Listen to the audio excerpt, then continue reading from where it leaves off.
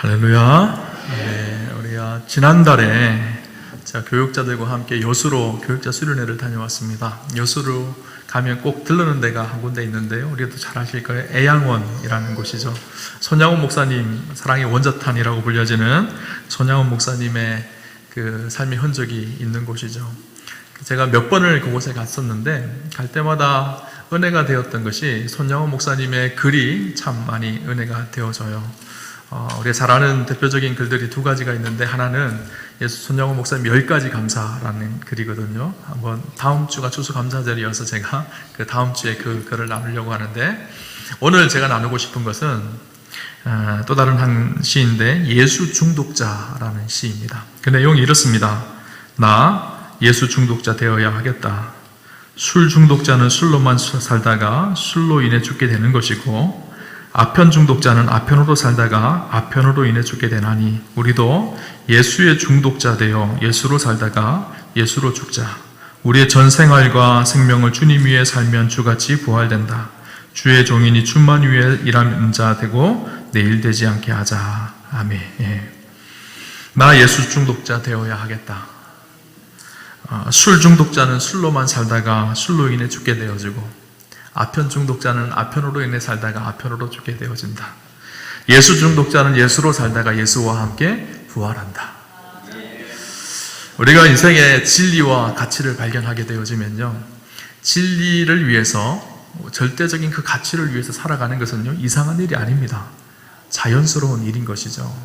마태복음 13장에 보면 하나님 나라의 비유가 나옵니다. 그 비유 중에 한 가지가 무엇인가 하면, 밭에 숨겨진 보물을 발견한 사람의 이야기가 나오죠. 밭을 가다 보니까 그 밭에 보물이 숨겨져 있는 거예요.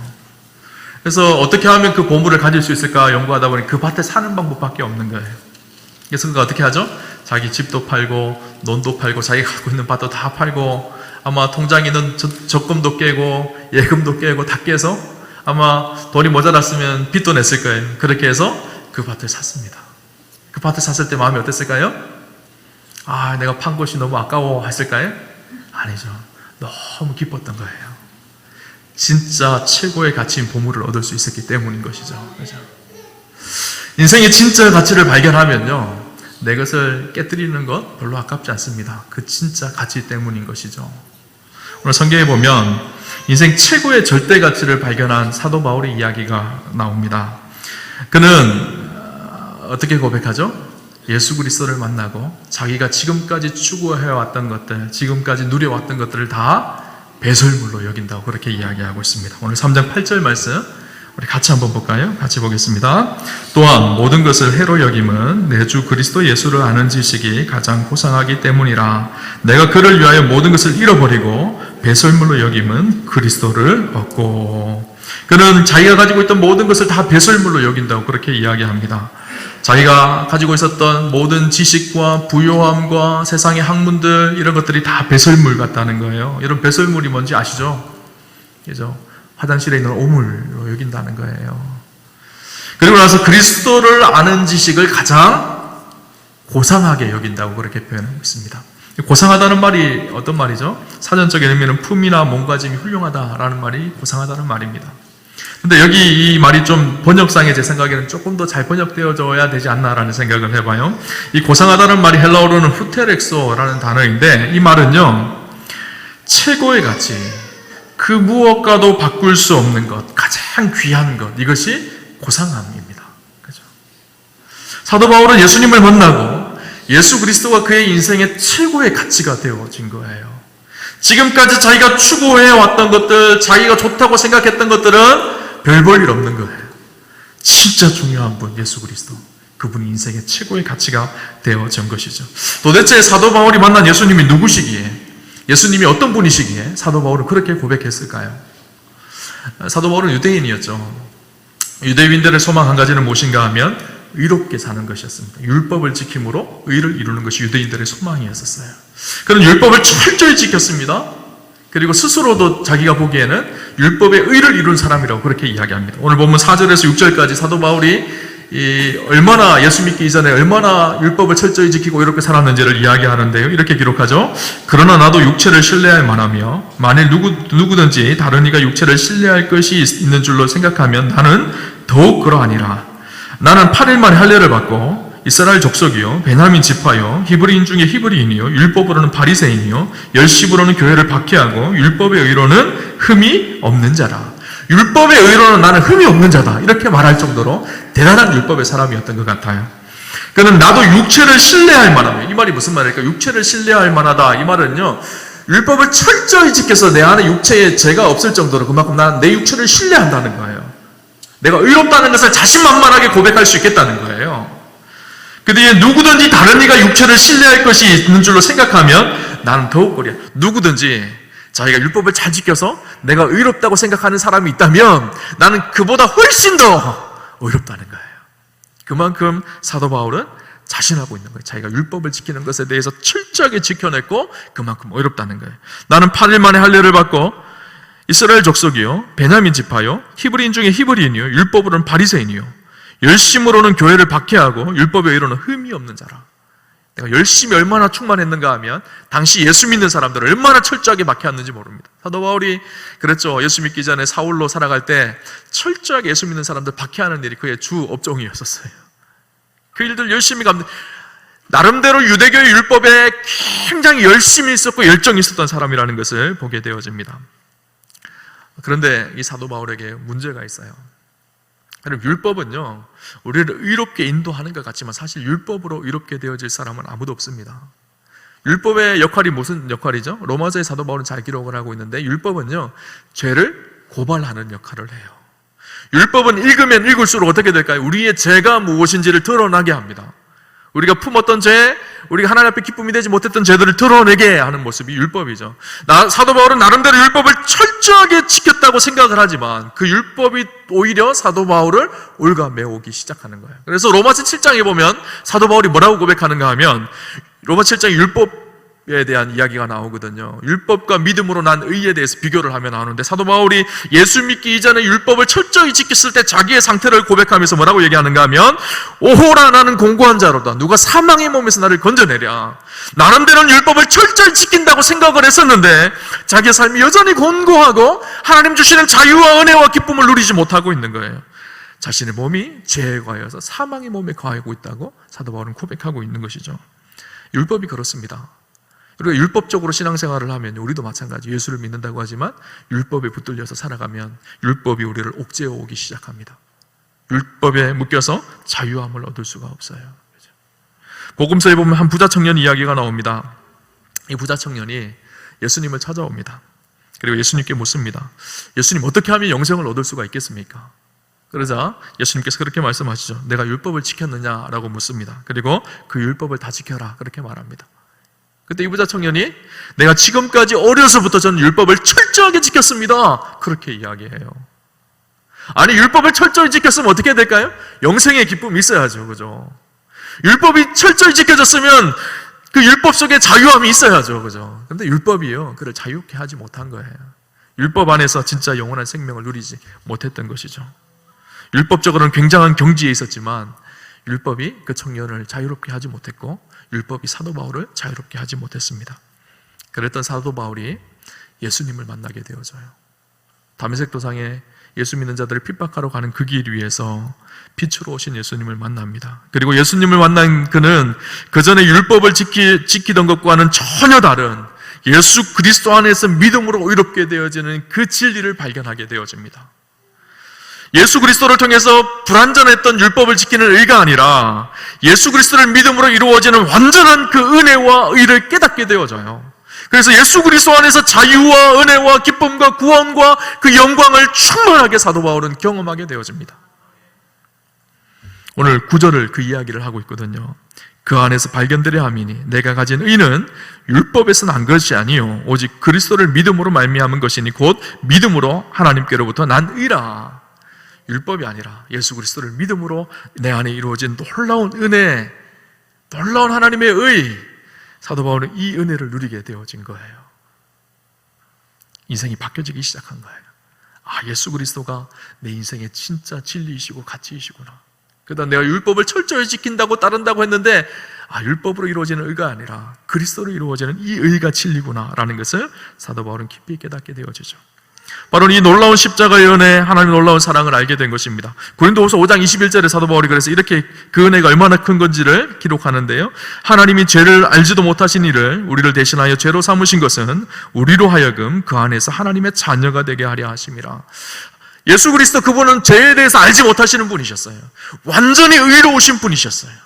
근데 그분이 십자가에 죽으심으로, 우리의 죄를 담당하시고 십자가에 죽으심으로 죄를 덮어쓰시고 십자가에 죽으셨어요. 그리고 그분의 의로움과 거룩함이 예수 그리스도를 믿음으로 우리의 의가 되게 하셨어요.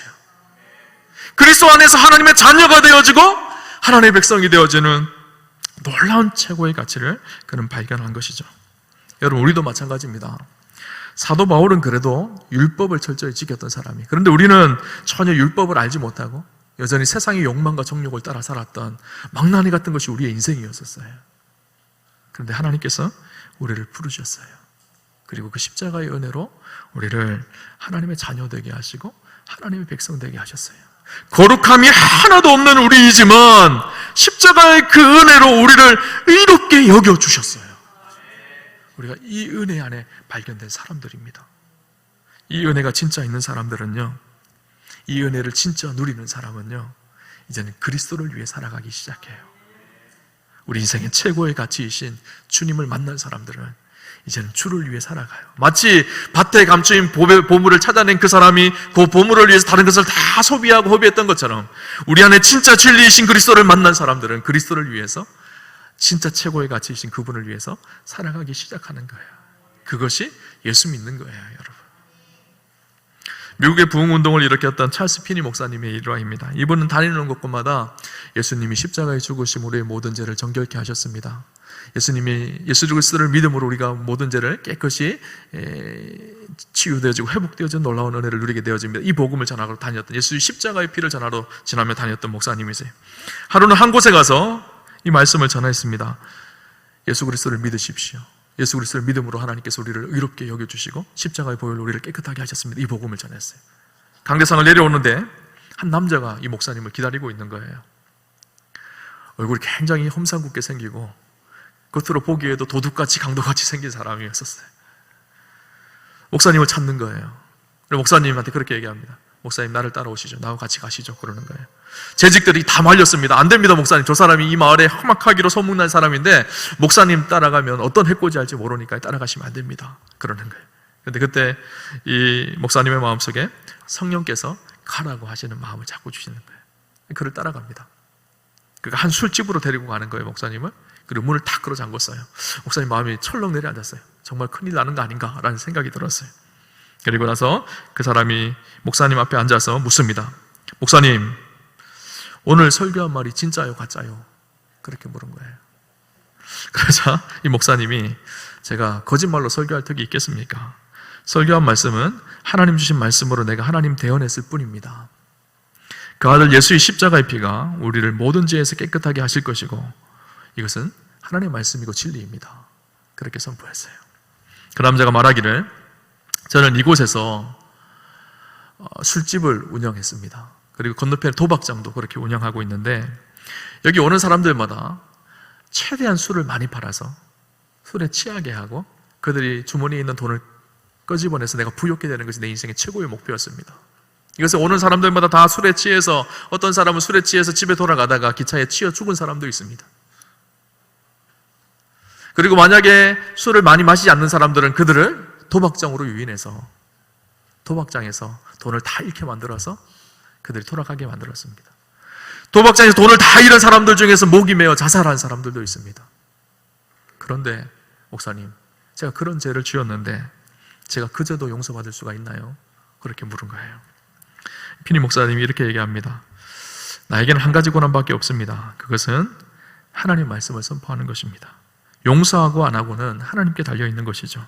난 하나님의 종으로서 하나님의 말씀을 선포하는데 하나님의 말씀에 그 아들 예수의 피가 우리를 모든 죄에서 깨끗하게 하실 것이라고 했으니 그 아들 예수를 구주로 고백하면 말씀대로 용서받게 될 것입니다.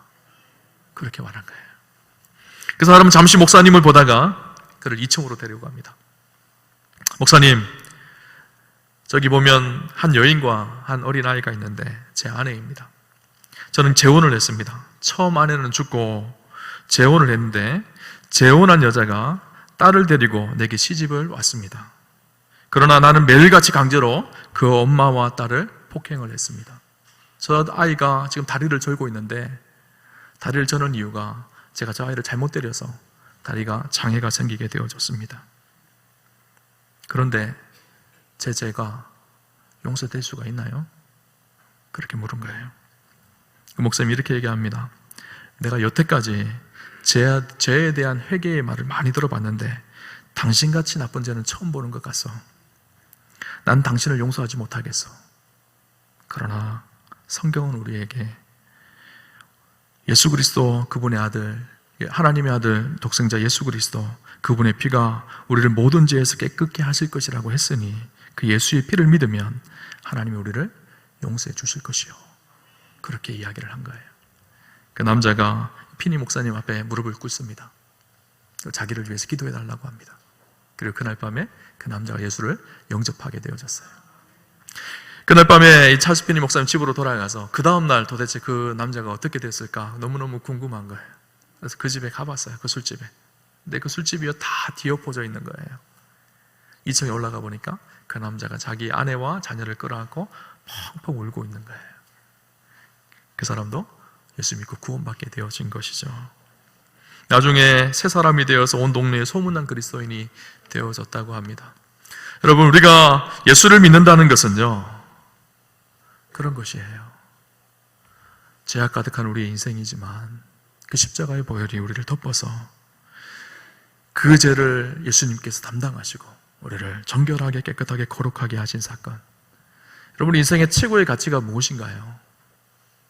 여러분, 예수 그리스도를 아는 것이요, 우리 인생의 최고의 가치입니다.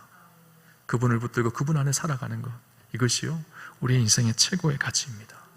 여러분, 주님을 만난 사람들 안에는요, 그래서 인생의 최고의 가치이신 주님을 발견한 사람들에게 나타나는 특징이 두 가지가 있어요.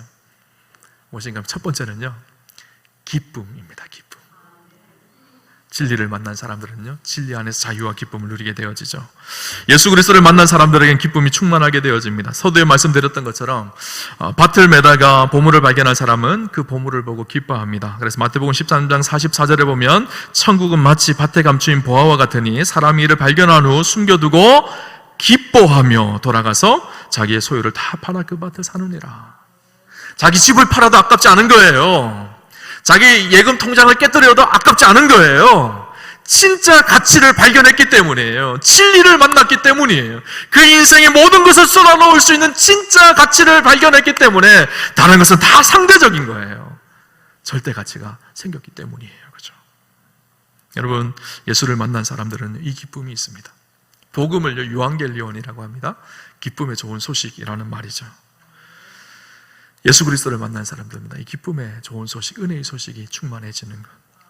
어떤 한 분이 예수님을 인격적으로 만나고 그 기쁨을 시로 표현한 것입니다. 이런 시가 있습니다. 바보처럼 웃었다, 너무 행복해서. 한번 잘 들어보세요. 산을 걸리며 웃었다, 너무 감사해서. 석양해지는 해를 보고 웃었다, 너무 황홀해서. 바보처럼 웃었다, 너무 행복해서. 예수가 그리스도라는 비밀을 깨닫고 웃었다, 너무 신기해서. 가만히 있어도 천국 간다는 것을 알고 웃었다, 너무 좋아서. 죄와 죽음으로부터 자유하다는 것을 알고 웃었다, 너무 기뻐서. 미친 사람처럼 큰 소리로 웃었다, 혼자서. 하늘 보며 웃었다, 너무 만족해서. 이 세상 모든 문제로부터 완전히 자유하다는 것을 깨닫고 웃었다. 몸부림치며 살아온 지난날 내 삶이 너무 어이없어서. 죄가 없어졌다, 문제가 없어졌다, 죽음이 없어졌다, 내가 없어졌다. 이제 비로소 내 안에 성령으로 내주하시는 예수 그리스도만이 남았다. 여러분, 이렇게 웃어보신 적 있으신가요? 이런 기쁨 누려보신 적이 있으신가요? 목사님 20년 전에 누렸는데요, 10년 전에 그랬던 것 같아요. 예수 믿는 기쁨은요, 10년 전에 누리는 것이 아니라요, 오늘 지금 여기서 누리는 거예요. 빌립보서의 중요한 주제가, 우리가 읽었던 빌립보서의 중요한 주제가 바로 기쁨이거든요. 사도 바울이 우리에게 뭐라고 얘기하는가 하면, 주 안에서 기뻐하라, 내가 다시 말하노니 기뻐하라, 그렇게 말합니다. 예수 믿는 삶 속에 마땅히 나타나야 될 열매가요, 기쁨이에요. 세상이 알 수 없는 기쁨이에요. 사도 바울이 아까 주 안에서 기뻐하라 그렇게 말합니다. 어디서 기뻐하라고요? 주 안에서 기뻐하라. 좋은 집에 산다고 기뻐하는 것이 아니라요, 좋은 차 타고 다닌다고 기뻐하는 것이 아니라, 우리 자녀들이 잘 되었다고 기뻐하는 것이 아니라, 물론 그것도 기쁨이겠죠. 그러나 진짜 기쁨이신 주님 안에서 기뻐하라는 거예요. 여러분, 이 기쁨을 누리시기를 주님 이름으로 축원합니다. 예수 그리스도를 발견한 사람들, 예수 안에 살아가는 사람들은요, 이 기쁨이 있는 사람들이에요. 또 한 가지요, 예수 그리스도를 만나고 그 가치를 발견하면요, 나타나는 특징이 욕심이 달라집니다. 무슨 말인가 하면요, 우리에게 예수님의 최고의 가치가 되어진다라는 말은요, 더 이상 세상의 욕망을 쫓아 살지 않는다는 거예요. 세상의 정욕을 우리 인생의 목적으로 삼지 않는다는 것을 말합니다. 우리가 예수 믿는다는 것은요, 세상적 가치와 그 물질에 대한 욕심을 배설물로 여긴다는 거예요. 다시 말하면 욕심을 바꾼다는 거예요. 그전에는 세상의 욕심을 쫓아 살아갔지만, 돈과 명예와 물질, 이것이 내 인생의 목적이었지만, 이제는 예수 믿으면 하나님 나라가 내 인생의 목적이 된다는 거예요. 그전에는 세상의 욕심과 욕망으로 살았다면 이제는 하나님 나라를 향한 거룩한 욕심을 회복한다는 것을 말합니다. 여러분, 불의한 것에 대한 욕심을 갖는 것도 문제이지만 의로운 것에 욕심을 잃어버리는 것도 문제입니다. 욕심은 두 가지 욕심이 있어요. 불의한 욕심, 의로운 것에 대한 욕심. 우리는요, 불의한 것에, 예수 믿기 이전에 불의한 것을 우리 인생의 목적으로 삼고 살았습니다. 그러나 이제는 그리스도 안에서 의로운 것을 위해서 우리 인생의 목적을 삼고 하나님 나라를 위해 살아가는 사람, 그 사람이 그리스도인이죠. 가치를 발견한 사람이죠. 바울은 예수님 만나기 전에 모든 것을 다 배설물처럼 여긴다고 그렇게 말합니다. 그렇다고 해서 바울에게 욕심이 사라진 것이 아니었었어요. 욕심이 바뀐 것이었어요. 하나님 나라의 가치로 욕심이 바뀌어진 것이죠. 그래서 오늘 3장 12절에 14절을 보면 바울이 이렇게 얘기합니다. 내가 이미 얻었다 함도 아니요 온전히 이루었다 함도 아니라 오직 내가 그리스도 예수께 잡힌 바 된 그것을 잡으려고 달려가노라. 형제들아, 나는 아직 내가 잡은 줄로 여기지 아니하고 오직 한 일, 즉 위에 있는 것은 잊어버리고 앞에 있는 것을 잡으려고 달려가노라. 표대를 향하여 그리스도 예수 안에서 하나님이 위에서 부르신 부름의 상을 위하여 달려가노라. 사도 바울이 어떤 사람이죠? 신약 성경의 3분의 1을 기록한 사람이에요. 다니면서 주의 복음을 담대하게 전하고 교회를 세워갔던 사람이에요. 그럼에도 불구하고 만족하지 않는다는 거예요. 그리스도를 위해서 지금도 부름의 상을 향해서 달려간다는 거예요. 거룩한 욕심을 가지고 있다는 것이죠. 여러분은 어떤 욕심을 가지고 살아가나요? 세상의 욕심으로 살아가나요? 물질이 우리 인생의 욕심인가요? 돈을 따라 살아가나요? 여러분, 하나님께서 우리에게 물질을 잘 사용하라고 주셨어요. 근데 많은 사람들이 안타깝게 물질에 대한 욕심 때문에 물질의 포로가 되어 살아갑니다. 이런 이야기가 있습니다. 어떤 병사가 숲속 밀림에서 적군을 포로로 잡았습니다. 너무 기뻐서 소리를 쳤어요. 소대장님! 소대장님! 제가 포로를 잡았습니다! 소리를 쳤어요. 저 멀리서 듣고 있던 이 소대장이 너무 기뻐서 포로를 빨리 데리고 와라! 그렇게 얘기했어요. 근데 이 사람이 포로를 안 들고 오는 거예요. 그러자 왜 안 오냐? 소대장이 그렇게 외쳤어요. 그러자 이 사람이 하는 말이 포로가 가려고 하지는 않습니다. 그렇게 얘기를 하는 거예요. 그래서 한참 뒤에 다시 소대장이 외칩니다. 그러면 포로는 그냥 두고 너만이라도 빨리 나와라. 그렇게 얘기했어요. 근데 안 나오는 거예요. 왜 안 나오냐? 물으니까 그 사람이 이렇게 얘기합니다. 포로가 저를 보내주지 않습니다. 누가 포로죠? 자기가 포로예요. 그죠? 오늘 그리스도인들의 삶이 그렇습니다. 하나님께서 우리를 물질로 사용하라고 주셨는데 물질의 포로가 되어서 살아가는 거예요. 우리의 탐욕과 욕심 때문에 그것에 붙들려서 살아가는 것이죠. 그죠? 여러분, 예수를 만났다는 것은요, 우리 인생의 가치가 바뀌었다는 거예요.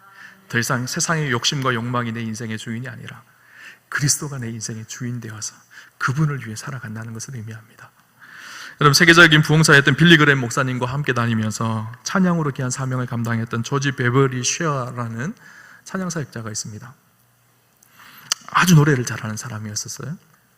그 목사님의 자녀였는데 그의 노래를 들었던 미국의 MBC라는 방송국이 있죠. 그 MBC라는 미국 방송국에서 이 사람을 보고 너무 노래를 잘해서 MBC라는 방송국의 전속 가수로 그를 초빙을 하려고 했었어요. 그 자리는요, 부와 명예가 예약되어져 있는 자리였었어요. 그런데 그가 피아노 앞에서 한참을 묵상하다가 문득 자기 어머니가 붙여놓은 쪽지를 봤어요. 그 쪽지에 글이 써여져 있는데 이런 글이 써여져 있었어요. 주 예수보다 더 귀한 것은 없네. 이 세상 부귀와 바꿀 수 없네. 영죽을 내 대신 돌아가신 그 놀라운 사랑 잊지 못해 세상 즐거움 다 버리고 세상 자랑 다 버렸네. 이 시를 보고요, 그가 견딜 수가 없었어요. 내가 세상의 부귀와 명예를 쫓아서 노래를 하는 것보다 내 목소리로 하나님을 찬양하면 얼마나 좋을까. 그래서 그가 다음부터 빌리그램 목사님을 따라다니며 찬양을 하기 시작했습니다. 빌리그램 목사님이 설교를 하기 직전에 항상 조지 베브리 쉐아가 나와서 찬송가 94장을 불렀어요. 주 예수보다 더 귀한 것은 없네. 이 세상 부귀와 바꿀 수 없네. 영죽을 내 대신 돌아가신 그 놀라운 사랑 잊지 못해 세상 즐거움 다 버리고 세상 자랑 다 버렸네. 그 어머니의 시에 곡조를 붙여서 찬송가 94장을 만들고 그것을 불렀던 것이죠. 여러분은 무엇을 위해 살아가나요? 무엇으로 내 인생에 충만한가요? 진짜 진리이시고 가치이신 예수 그리스도 그분으로 충만하여 살아가시는가요? 아니면 세상의 염려와 근심으로 기쁨을 잃어버리고 살아가나요? 제가 간혹 하는 기도 한 가지가 있는데요, 마음이 너무 무겁고 힘이 들고 잠이 안 오고 마음이 답답할 때, 기쁨을 잃어버렸을 때, 기도할 힘도 생기지 않을 때 어떻게 기도하는가 하면요, 그냥 눈 감고 아무것도 안 합니다. 그리고 예수님만 생각하는 거예요. 그러면 입으로는 예수 그리스도, 예수 그리스도, 예수 그리스도, 예수 그리스도, 예수 그리스도, 예수 그리스도, 예수 그리스도, 이렇게 10분 동안 기도해요. 그냥. 그러면 어느 순간 마음속에 평안함이 밀려오기 시작해요. 그분이 주는 기쁨이 우리를 붙들기 시작합니다. 여러분, 힘들고 어려울 때, 낙심될 때, 또 세상의 것들에 내 삶이 붙들릴 때 예수님 바라보십시오. 예수님께 집중하십시오. 그분이 우리 인생의 최고의 가치입니다. 그분이 주는 기쁨을 누리시고 그분을 우리의 인생의 목적으로 삼아서 하나님 나라의 거룩한 욕심을 회복하는 저와 여러분 되시기를 주님 이름으로 축원합니다. 같이 말씀을 붙들고 한번 기도했으면 좋겠는데요.